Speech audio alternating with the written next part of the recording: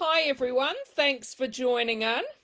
I'm excited to have Meeti Shah Shroff joining us. Shroff Shah, joining us today. Hi Meeti. Hi, Jackie. How are you? Good, thanks. Meeti, you might have noticed, has been an author for the day before, so she has been involved in our group before. So it's great to have you back again. It's great to be here. A little bit about Meeti. So Meeti's an award-winning copywriter, content writer, and mother. When she isn't busy writing ads that make toothpaste sound like an aphrodisiac, Meeti can be found with a cup of ginger tea, grazing contently at the yellow gulmahars. You'll have to tell us what that is because I don't know what a They're just a tree which are native to our country. They're just the gulmohar flowers. It's a Oh, flower tree. yeah, okay. I'll have to Google that. Outside her window and plotting the murder of perfectly innocent people.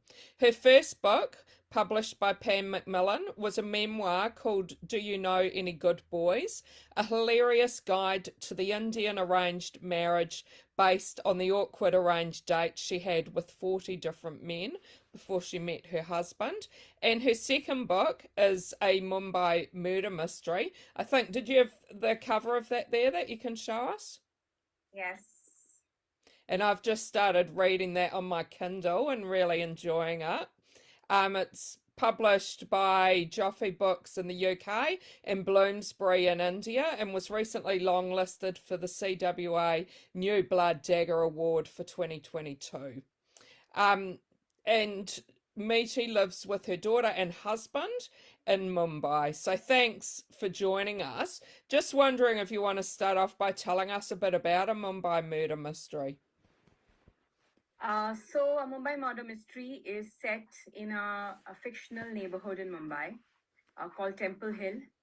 It is loosely based on a neighborhood I grew up in. Um, it's this privileged place, very conventional.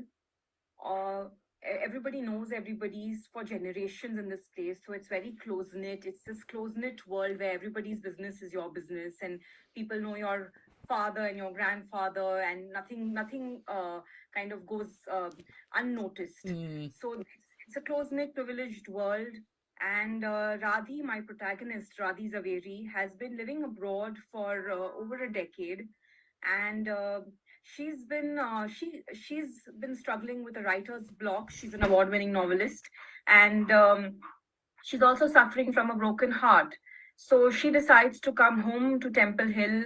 She's come home to heal, but when she comes back, she finds herself entangled in this tragedy that has affected her best friend's life. Sanjana. Sanjana's father is dead. Kirti Kadakya is dead, and it looks like a suicide. But Radhi, who knows this family for since she was a child, um, can't accept it at face value, and they sort of Sanjana and Radhi start asking questions, and the deeper they dig, they find that the Kirti Kadakya's large extended family seems to know more than they're letting on. There is mm, more to this death than meets the eye. So, and that's where we start the story. mm. And can you tell us what was the first idea you had for this book? So I knew that I wanted to set it in this neighborhood because I grew up reading a lot of Agatha Christie's and Dorothy L. Sayers books that were based in these little Scottish in the Scottish Highlands, or these little Mm, English villages, and I was enamored not only with the mystery but with the worlds, because that was a real escape, to escape into those cozy little neighborhoods mm, with the typical characters, with the nosy aunt and the spinster aunt, or the nosy aunt, and the bachelor, the old grumpy grump of a man who nobody likes, and mm, the rich mm, grump who nobody likes, the friendly homely doctor who's the source of all gossip. So these were characters that I grew up loving, and this world. And when I thought of writing my own book and my own mystery, I knew I had to base it in a world that could bring alive these sort of characters. Mm, So I think the starting point for me for this book was the neighborhood I wanted to be base it in, because you have these gossipy aunts and you have people in each other's business, and mm, it's rife. It's very fertile. yeah. This And I uh, think no matter where you're living, you'll always find those sorts of people. exactly, and Mm, I thought people abroad would be intrigued by a Mumbai neighborhood like this. mm, mm. And could you tell us, growing up, was being a writer something that you always wanted to do? Uh, so yes, I mean, I was always enamored with books. Mm, So eventually, yes, that's what I wanted to do, and I think I found my way there very roundabout. I mean, I joined advertising. I should have come straight into writing, I think, sometimes, because instead of waiting till I was 40 to um, start writing. But in any case, I joined advertising, where I was a copywriter and a content writer, and I always used to say that when I'm 30, I'll write my first book. I'll take a break from work. I'll be pregnant, and I'll mm. write my first book. And that's exactly what I did. So And when you wrote that first book, how hard or easy was it to get published? uh, it was extremely hard to write it, but very easy to get published, Mm, because the subject matter was unique, in the sense, while arranged marriages are not nothing new in India, mm, but told from a first person's perspective. And I kind of tend to speak from an outsider's perspective looking in, somehow. I mean, that's the I tend to kind of look back at it and give. So that kind of perspective wasn't available. Wasn't I mean, there was nothing like that, no other books like that. So it got picked up very quickly, mm, and by a couple of big publishers in India, in fact. mm. So but writing it was hard. Yeah, yeah. And has it been read, but like, have you had much feedback from people outside of India? On the arranged marriage book. Yeah. So yes, I had a couple of years ago, I was on holiday in Germany, and the person who was helping us organize the trip said, noticed that I had written this book because it kept coming up in my signature, Mm, and went and bought it, and um enjoyed it thoroughly, and enjoyed it so much that he said, we must have a book reading for you when you are in Munich. mm, So that's what happened, and I thought people abroad seemed to be intrigued. I mean, because they whatever they know are, I think, cliches of what arranged marriages are, like, which they've sourced from mass media, like, passing references to mm, it in movies. But I don't know if people really have a real insight into the process as it exists in the 21st century. mm, So I thought mm. people were intrigued by it. Yeah, yeah. And what's happening now with you with your writing? What are you up to now? So Radhi Zaveri's mysteries continue. I mean, I'm working on next book in the series. Mm, So this time, Radhi is in at a matrimonial bureau, and which is where a matchmaker, where they help arrange matches. So it's a matrimonial bureau, and she's writing an article on it, and something untoward happens, and then we go from there. and so are you contracted for a certain amount of books in this series? It's a 3-book contract, Three, so we'll okay. see where Yeah. it goes. Yeah. And can you see it going for a long time? Is it something that you think could turn into quite a long series? I certainly think there is no dearth of material, because Radhi can go to so many interesting places, and Mm, there isn't any dearth of it. mm, So there's definitely content out there, and there are definitely different worlds that she can explore and mysteries that she could solve in this setting. mm, So, but we'll see. mm. And when you start writing, do you always know the ending The Yes, yes. at the start? Mm, at the start. I mean, I know who did it and I know why they did it. mm, How, and because otherwise I find it impossible to plot. I find it. I mean, there are people mm. who are pantsers and they sort of regularly do this, but I'm a plotter and I find it quite terrifying to not know where I'm headed. Yeah, Uh, yeah. Especially because of the genre I'm writing. I mean, if you want to make it a satisfying mystery and you need to pepper it with clues and red herrings and it Mm, all needs to tie up neatly. So it helps to know who did it and how they did it and why they mm, did it. And then mm, the getting there part is the fun part then. mm. And what about research? Have you done much research for your books? So for the first one, I didn't have to because I was literally speaking about a world which I grew up in. Yeah. For the one that I'm currently working on, I did speak to a few matchmakers just to see what their experiences were like. But again, I've been on the other side of it where I have been set up and I've had an arranged marriage. So I have navigated the arranged marriage jungle, so to speak. Mm, So I did have some,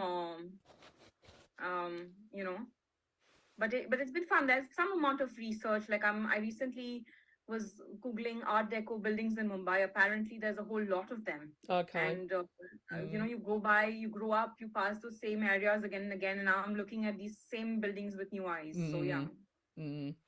And what have you found so far to be the most difficult part of your writing process?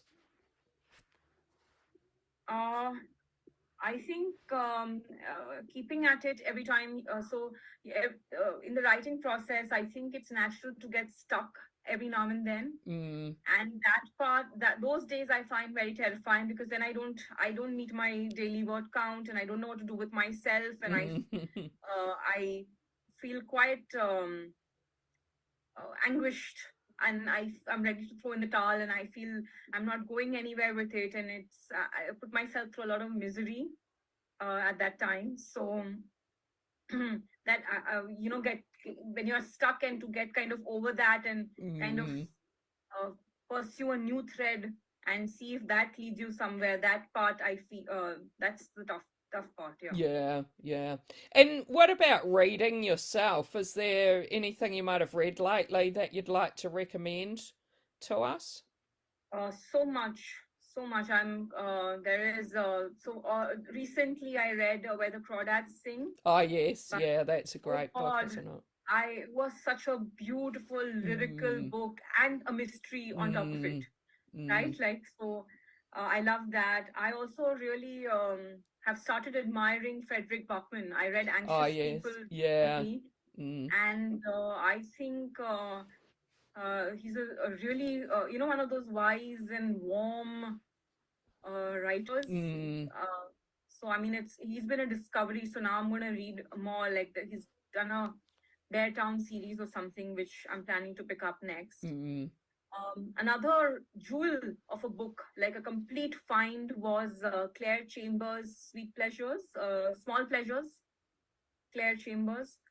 It was a jewel of a book, and I'm so glad I stumbled upon it. It sort of made my week. I mean, I couldn't stop grinning after that book. So, Yeah, yeah. And you probably know a lot of our members are from Australia, and I'm probably putting you on the spot a little bit by asking you this because I didn't prepare you for this question. Have you read any Australian authors? I enjoyed this. I haven't read any Australian authors, but I did enjoy the series, the Miss Phryne Fisher series that's set in New Zealand, if I'm not mistaken. The Mm, Miss Phryne Fisher series yeah, of mysteries. I'm not familiar with that one. So, what is it, Miss? Miss Phryne Fisher. It's Okay, become a major Netflix show as well, I'll have to have a look at that one. and it's set in the 1920s New Zealand, Mm.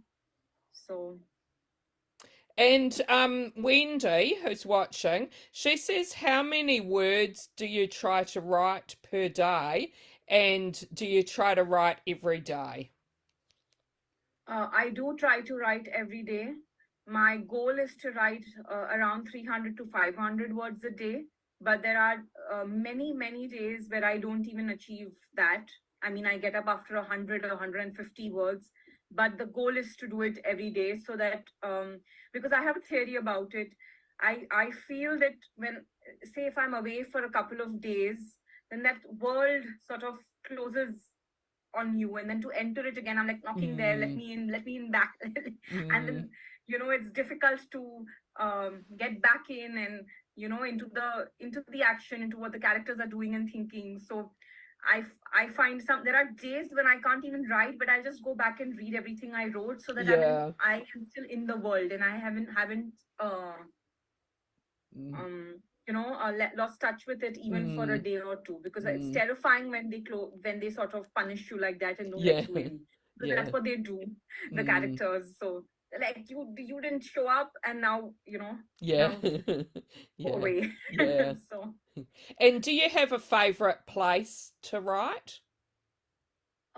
yes, I am currently, this is my study. Mm, I'm writing from a small little blue color desk, and it's got a pretty window which looks outside, looks upon a gulmohar tree, like I was telling you. So this mm, is my study room, and this is the place where I really enjoy writing. I mean, it's mm, nice and small and cozy and closed in. mm. So, Nice.